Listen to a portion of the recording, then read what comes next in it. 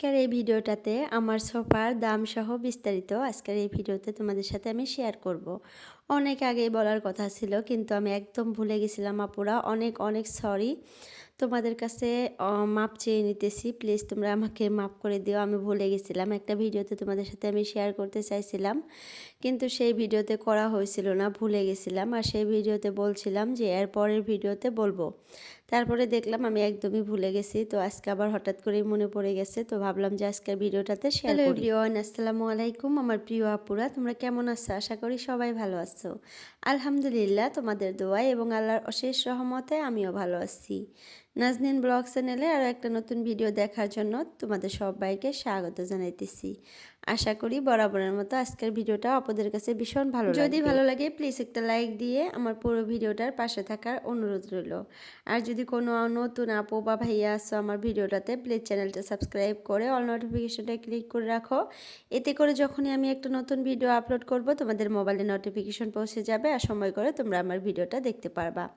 তো যাই হোক, আমার যে বাড়িতে নতুন সোফাটা আনা হয়েছে এই সোফাটার দাম তোমরা অনেকেই জানতে চাইছিলা, অনেকেই হয়তো মন খারাপ করছো। আর প্রবাসীর বউ যে মিম আইডির আপুটা, তো সেই ভিডিওতেই বলছিল যে আপু এটা একটা কথা হলো, তুমি এই ভিডিওতে সোফার দামটা বলতে চাইছিলে আর বললা না লাস্টে। আসলে আপু তোমাদের কাছে আমি সরি, আমি না একদম ভুলে গেছিলাম। লাস্টে কিন্তু আমি লিখে দিছিলাম উপায় না পেয়ে যে আমার ভিউয়ার্সরা, আমার মিষ্টি আপুরা অনেক খারাপ পাবে, তার জন্য কিন্তু লিখে দিছিলাম যে আমি ভুলে গেছি। তো তোমাদেরকে কিন্তু বলছিলাম যে পরের ভিডিওতে আমি দামটা বলে দিব আর কোথায় থেকে আনছি সব কিছুই বলবো আর কি ডিটেলসে। কিন্তু আমি তারপরে একদমই ভুলে গেছি, আমি আর কি মনেই ছিল না যে সোফার দামটা তোমাদের সাথে আমি শেয়ার করতে চাইছি। তো যাই হোক, আজকে আবার হঠাৎ করেই মনে পড়ে গেছে, তারপরে আমি তাড়াতাড়ি করে ভয়েস ওভার করার জন্য চলে আসছি। যে এখন মনে আছে আমি এখনই ভয়েস ওভার করি, এখনই হয়তো আপুদেরকে শেয়ার করতে পারবো, তা না হলে আবার ভুলে যাব। আসলে ইদানিং আমি এমন হয়েছি আপুরা, কি আর বলবো, তোমরা হয়তো বিশ্বাস করবে না বললে। আমি কোনো কথাই ভালোভাবে মনে রাখতে পারি না, একদম মনটা এরকম হয়ে গেছে। এখনই একটা জিনিস এক জায়গায় রাখবো, একটু পরে আমি ভুলে যাই এরকম। যদি ভালো করে মনোযোগ দিয়ে একটা জিনিস এক জায়গায় না রাখি, আমি পরের দিন একদম খুঁজে পাই না, বা ধরো 2 ঘন্টা পরই আমি আর খুঁজে পাই না, এরকম হয়ে গেছি।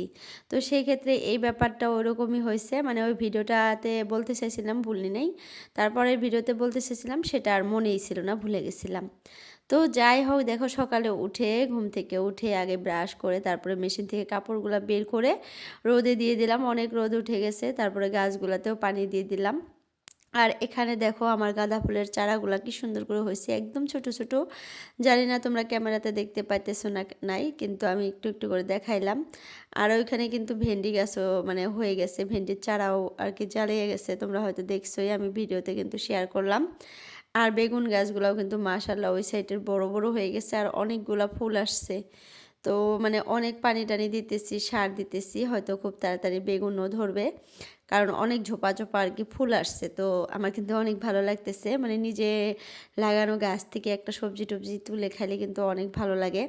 বাজার থেকে কিন্তু আমরা হাজার বিজার কিনে এনে খাই, কিন্তু নিজে লাগানো গাছ থেকে যদি আমরা একটা জিনিস কি তুলে রান্না করে খাই, ওইটাই কিন্তু মজা বা ফুর্তিটা আলাদা হয়। তো যাই হোক, দেখো গাছগুলোতে পানি টানি দিয়ে তারপরে আমার এই পাপোশটা আজকে আমি ভাবছিলাম যে সকাল সকালই ধুয়ে শুকিয়ে দিব, তা না হলে এগুলা শুকাইতে চায় না। আর যেহেতু এটা বাথরুমের সামনে, তো এটা তো দিতেই হয়, ওয়াটারপ্রুফ কিন্তু। আর এত সুন্দর, এটা কি বলবো আপুরা, এটা আমি মেশোর থেকে নিছিলাম। প্রাইস নিছিল 120 টাকা, কিন্তু অনেক ভালো কাজ করে। এটা ওয়াটারপ্রুফ, পানি একদমই ভরে থাকে না আর ভিজে থাকে না, তল দিয়ে পানি পড়ে না আর কি, পানি ভরলেও উপরেই থাকে, তল দিয়ে পড়ে না, আর টেনে নেয় পানিটা, অনেক ভালো এটা। আর যেখানে রাখবো সেইখানেই থাকে, পিছলে যায় না এরকম। আছে না কতগুলা পাপোশ পা দিলে পিছলে যায়, এটা পিছলে যায় না, একদম লেগে থাকে, যেখানে রাখা যায় ওখানে লেগে থাকে। তো আমি ভাবছি আরও 2টা নিব কিচেনের জন্য, কিচেনেও তো মাঝে মধ্যে পানি পড়ে, তো কিচেনে রাখলে এগুলো ভালো হয়। আর যখন যেখানে দাঁড়িয়ে দাঁড়িয়ে রান্না করি সেখানে কিন্তু একটা বড় সাইজের কিচেন পাপোশগুলো রাখতে হয়, রাখলে ভালো হয়, পানি টানি পড়ে ওগুলো আর কি টেনে নেয়, আর চিটচিটা ভাবটা থাকে না। তো যাই হোক, 2-1 দিন পর পর ধুয়ে দিলে কিন্তু পরিষ্কার হয়ে যায়। তো দেখো উঠানটাও একদম ঝাড়ু দিয়ে নিলাম, একদম সকাল সকাল বাইরের কাজগুলো সব করে নিতেছি, তারপরে কিন্তু রান্না করব। তো উঠানটা ঝাড়ু দিয়ে রেখে তারপরে ভাবলাম যে চলো যাই দুপুরের জন্য রান্না স্টার্ট করে দেই। তো তো এখানে এখন রান্না করব আমি ইলিশ মাছ, আর আমি যেভাবে ইলিশ মাছ রান্না করি সেটাই তোমাদের সাথে আজকে শেয়ার করব। আর এই ইলিশটা দিছিল আমার ভাসুর, তো উনি না একটা বড় সাইজের ইলিশ কিনে নিয়ে এসেছিল, প্রায় 1 কেজির উপরে, মানে 1.25 কেজি হবে। আর আমাদের এখানে ইলিশ মাছের প্রাইস এত বেশি নেয়, মানে 1 কেজির উপরে, কিন্তু দাম নিচ্ছে 1900 টাকা। তো যাই হোক, সেখান থেকে আমাদেরকে একটু মাছ দিচ্ছে, আর মাছটা এত টেস্টি ছিল আপুরা, কি বলবো, মানে তোমরা না খাইলে হয়তো বুঝতে পারবে না। আর পদ্মা নদীর ইলিশের মতোই আর কি। আমার ভাসুর তো এসে বলতেছে যে এটা পদ্মা নদীর ইলিশই, মানে যিনি আর কি বেচছে, বিক্রি করছে, তিনি বলে দিছে যে পদ্মা নদীর ইলিশ। তো খেতেও অনেক ভীষণ মজা ছিল, এত চর্বি এত তেল, কি বলবো, মানে এত টেস্টি ইলিশ মাছ এখন পর্যন্ত আমাদের খাওয়া হয়নি। আগেও কিন্তু আমরা অনেক ইলিশ খাইছি, আর নদীর ইলিশই খাওয়া হয়েছে, কিন্তু এত টেস্টি ইলিশ খাই নাই। তো আমার ভাসুর কালকে এসে বলতেছে যে ইলিশটা কেমন ছিল, আমি তো বললাম যে অনেক টেস্টি হয়েছে। তো যাই হোক, অনেক ভালো ছিল, মানে 4টা টুকরা আমরা রান্না করে 2জন মিলে খাইছি, অনেক ভালো লাগছে। তো আজকে 2টা রান্না করব, 2টাই আমি সরিষা বাটা দিয়ে রান্না করব। তো এখানে সরিষা বাটা দিয়ে ইলিশ রান্না করব। আর মানে আনারকালি যে একটা সিম আছে একদম ছোট ছোট, এই যে দেখো কি সুন্দর দেখা যাইতেছে না, হোয়াইট কালারের, এই সিমটাও আমি একটা আলু কেটে দিয়ে সরিষা বাটা দিয়ে আজকে ভাজি করব। আর এই সিমটা আমার কাছে ওইরকম করে ভাজি করলে অনেক মজা লাগে, আমি খুব ভালো পাই। তো 2টা রান্নাই কিন্তু আজকে আমার ফেভারেট রান্না। আর আমি ইলিশ মাছের ঝোলটা যে হয় ওইটা বেশি পছন্দ করি। ইলিশের ঝোলটা দিয়ে ভাত মাখিয়ে খেলে কিন্তু অনেক মজা লাগে। আর এই সিমটা তোমরা এইভাবে ভেজে খেয়েও দেখো, অনেক মজা লাগে, মানে সরিষা বাটা দিয়ে। তো যাই হোক, একটা বড় সাইজের আলু নিয়ে নিলাম, একটু মোটা মোটা করে কেটে দিলাম, আর সিমটা যেরকম সাইজের ওরকম করে কেটে নিলাম। তো যাই হোক, এখন ভাজি টাজি বসিয়ে দিয়ে আবার বাইরে চলে যাব, কারণ কি জানো, ওই যে পাতাগুলো যে গুছিয়ে রেখে আসলাম ওগুলো আজকে আমি আগুন ধরিয়ে দিব, কারণ অনেকগুলা পাতা হয়ে গেছে, দেখা যাক, আগুন ধরিয়ে দিলে জ্বলে পুড়ে ছাই হয়ে যাবে, ছাইগুলো আবার গাছে দিতে পারবো। তো যাই হোক, দেখো ইলিশ মাছটা প্রায় হয়েই আসছে, তার উপরে আমি এই যে একটু সরিষা দিয়ে দিলাম, সরিষা পোস্ত দিয়ে দিলাম। আর সরিষাটা না ভালো করে গ্রাইন্ডার করে তারপর আমি ছেঁকে নিয়েছিলাম, ছেঁকে উপরে যে মানে ইয়াগুলা থাকে, ছাকড়াগুলো, ওগুলা ফেলে দিছি। আর এটা পানিগুলো আর কি দিয়ে দিলাম সরিষার। তো এত সুন্দর হয়েছে, আঠালো আঠালো। আর এই ঝোলটাও না তোমাদের ভাইয়াও পছন্দ করে, আমিও পছন্দ করি। আর আসলেই কিন্তু ইলিশের ঝোলটাই মানে মজা লাগে খেতে। তো যাই হোক, রান্না তো এটা হয়েই গেল, আর সিম ভাজিটা এখন বসিয়ে দিব। তো এই পালে কিন্তু আমি রুটিও বানিয়ে রাখছি। তোমাদের ভাইয়া কিন্তু এখনও ঘুম থেকে উঠে নাই, এখন প্রায় 9টার মতোই বাজে। উনি কিন্তু এখন অনেক দেরি করে অফিসে চলে যায়, 9টা 10টায় বেজে যায়। তো যাই হোক, দেখো এখানে আমি সিম ভাজিটা বসানোর জন্য এখানে সব মশলা টশলা দিয়ে দিলাম, যেগুলা লাগবে আর কি পরিমাণ মতো করে দিয়ে দিলাম। আর এই সিম ভাজিটাও কিন্তু হওয়ার আগে আগে আমি সরিষা বাটাটা মানে ঢেলে দিয়ে একটু লাড়াচাড়া করে নামিয়ে নেব। আর সরিষা বাটা দিয়ে যেটাই রান্না করা যায় ওটাই ভালো লাগে, শাক রান্না করলেও ভালো লাগে। পুঁটি মাছ তোমরা ভেজে আর কি সরিষা দিয়ে রান্না করে খেয়ে দেখো, অনেক ভালো লাগে। তো যাই হোক, আগে আমি খাইছি, কিন্তু এখন বর্তমান খাওয়াই হয় না। তো ভাবছি যে আবার পুঁটি মাছ আনলে খাবো। আর তোমাদের ভাইয়া কিন্তু পুঁটি মাছ একদমই আনে না, উনি পছন্দ করে না, যার জন্য। তো দেখো এখানে আমি যে পাতাগুলাতে না আগুন ধরানোর জন্য চলে আসছি, তারপরে কি হলো বলো তো, পাতাগুলো একদম দেখি ভিজা, আবার আমার সলাইটা যে ছিল সেটাও একদম ভিজা, মানে জ্বললই না। তারপরে রেখে আসলাম, ওই পাশে তো ঝাড়ু দিছিলাম, এই পাশে ঝাড়ু দেওয়া হয়েছিল না, ভুলে গেছিলাম। তো এখন আবার এখানে ঝাড়ু দেওয়ার জন্য আসছি। দেখো আমার মনটা দেখছো কেমন, ওই পাশটা ঝাড়ু দিছি আর এই পাশটা ঝাড়ু দেওয়ার মনে ছিল না, ভুলে গেছি। তো এইরকমই সব সময় হয় আমার সাথে, মানে ভুলে যাই, খালি ভুলে যাই। তোমাদের সাথে যে ভিডিও শেয়ার করি না, হঠাৎ করে দেখবো কি একদিন আমি ভুলে গেছি ভিডিও শেয়ার করা, এরকম হয়ে যায়। মানে রেগুলার ভিডিও দেখবা শেয়ার করতেছি, হঠাৎ করে একদিন করতেছি না, মানে ওইটা আমি ভুলে গেছি। মাঝে মধ্যে আর কি এরকম হয়, সব সময় না, মাঝে মধ্যে আমি ইচ্ছা করেই দিই না, আবার মাঝে মধ্যে ভুলে যাই, ভাবি কি আমি মনে হয় আজকে ভিডিও আপলোড করছি, তারপরে রাতে শুয়ে শুয়ে দেখি আগের দিনের ভিডিও, তো আজকে ভিডিও আপলোড করা হয়নি, তখন কিন্তু অনেক রাগ উঠে, অনেক মন খারাপ হয়। তো এরকম আমার সাথে হইতেছে, হয়তো আপুরা শুনে হাসতেছো, কিন্তু অনেক মায়েদের সাথে কিন্তু এই মানে কাজটা এখন হয়, মানে মনে কম থাকে।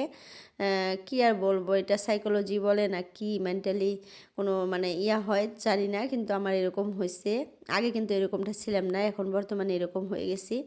তো তোমাদের ভাইয়া বলতেছে যে মানে মেয়েটা একটু বড় হলে তুমি ঠিক হয়ে যাবা, এরকম ছোট বাচ্চার সাথে থাকলে এরকম হয়, মানে মায়েদের কোনো খেয়াল থাকে না, বাচ্চার খেয়ালই খালি সবসময় মনে আসে, অন্য কোনো খেয়াল থাকে না। তো এটা কিন্তু সত্যি কথাই, বাচ্চাকে কখন খাওয়াইতে হবে, কখন ঘুম পাড়াইতে হবে, কখন কি করতে হবে, ওগুলো কিন্তু ভালোভাবেই আমরা মনে রাখতে পারি, কিন্তু আর কোনো কিছু মনে রাখতে পারি না। এটা হলো একটা মানে হয়তো কোনো রোগই বলতে পারো, এটা কোনো রোগ হয়ে যায় মানে মায়েদের। তো যাই হোক অতটাও বলতে পারি না যেহেতু আমি ডাক্তার না, তো এতটুকু জানি আমি আর কি, মোবাইলে দেখছিলাম। তো এটা আমার জন্য মানে ইয়া করে দেখি যে ঠিকই কথাটা একদম মিলে যায়। তো যাই হোক রান্নাবান্না একদম সব শেষ করে তারপরে দেখো কিচেনটা একদম ক্লিন করে নিলাম, ডিপ ক্লিনিংই বলতে পারো। আমি প্রত্যেক দিন কিন্তু এইভাবেই ক্লিন করি। রান্নাবান্না শেষ করে আমি ভিম বার দিয়ে পুরো স্ল্যাবটা সুন্দর মতো ঘষি। তারপরে ওই যে আমি যে মানে এখনও কিন্তু চিমনি লাগানো হয়নি আমাদের ঘরে, তো যার জন্য তেল কাস্টে ভাবটা যাতে না হয় তার জন্য আমি সবসময় মুছে পরিষ্কার করে রাখি। আর এই যে গ্রিলটা যে দেখো এটাও কিন্তু প্রত্যেক দিন মুছি, যেহেতু আমার একদম চৌকার উপরে গ্যাসের উপরে, তো তেল কাজটা ভাব হবে জন্য আমি প্রত্যেক দিন সুন্দর মতো ঘষে ঘষে মুছে রাখি, যাতে মানে পরিষ্কার থাকে, নতুন নতুনই থাকে। তো এই জন্য আর চিমনিটা সব মানে তোমাদের ভাইয়া বলছে যে খুব তাড়াতাড়ি লাগিয়ে দিবে, তা না হলে কিন্তু আমার কিচেনটা একদম নোংরা হয়ে যাবে, মানে কাশটা ধরে যাবে। আর ওগুলো কাশটা ধরলে কিন্তু ওইটা সাফ করতে কিন্তু অনেক সময় লাগে। তো দেখো রান্নাবান্না শেষ করে কিচেনটাও পরিষ্কার করে তারপরে এই পাশে দেখো মানে কতগুলো বাসন হয়ে গেছে সকালে। তো এই বাসনগুলো এখন পরিষ্কার করে ঘষে ধুয়ে তারপরে বাইরে শুকিয়ে দেবো, আজকে আর বাইরে গেলাম না। আর আমার যে চাদরটা দেখতেছো না, আমার শরীরে একটু একটু কিন্তু ফুটা দেখা যেতেছে, আর এই ফুটাটা কীভাবে হয়েছে তোমাদের সাথে আমি শেয়ার করি।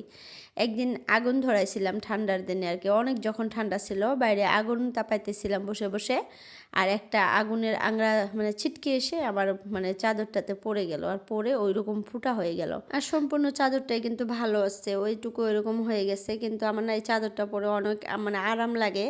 আর ছোট সাইজের চাদরটা, আর কাজ করে শান্তি পাই, তার জন্য কিন্তু চাদরটা আমি সবসময় পরে থাকি। তো ইনস্টাগ্রামে আমি যখন ভিডিও দিতাম আর কি, এখন তো দেই না, তখন এই চাদরটা পরে আর কি ঠান্ডার দিনে প্রায় মানে বহুতগুলা ভিডিও মানে আপলোড করছিলাম। তো একটা আপু আমাকে আর কি কমেন্টে বলছিল যে আপু তোমার কি আর চাদর নাই।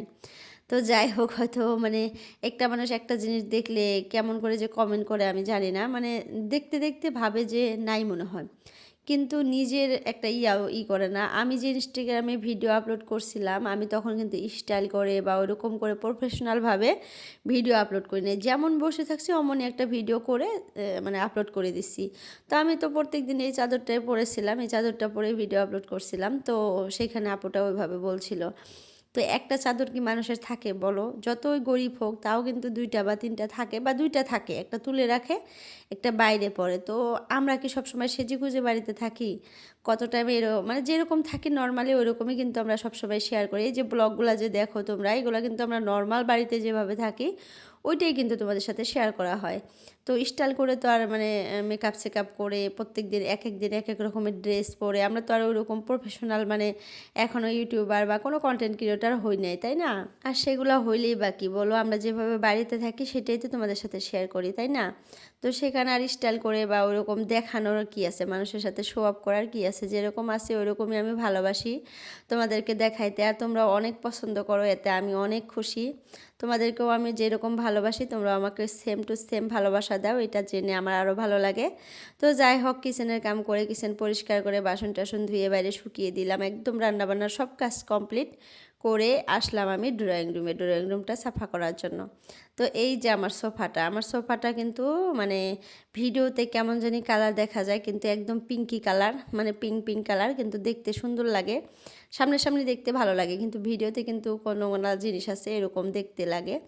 তো যাই হোক যেটা বলতে চাইছিলাম ওইটাই বলি। তো আমার সোফার আর কি দামটা হইলো 40,000 টাকা নিচ্ছে, মানে 40,000। তো যাই হোক তোমরা হয়তো অ্যান্সারটা পেয়ে গেছো, অনেক আপুরাই মানে জানতে চাইছিলা যে কত নিচ্ছে। তো 40,000 টাকা নিচ্ছে। আর আমি কিন্তু এই সোফাটা আনছি কৃষ্ণাই থেকে।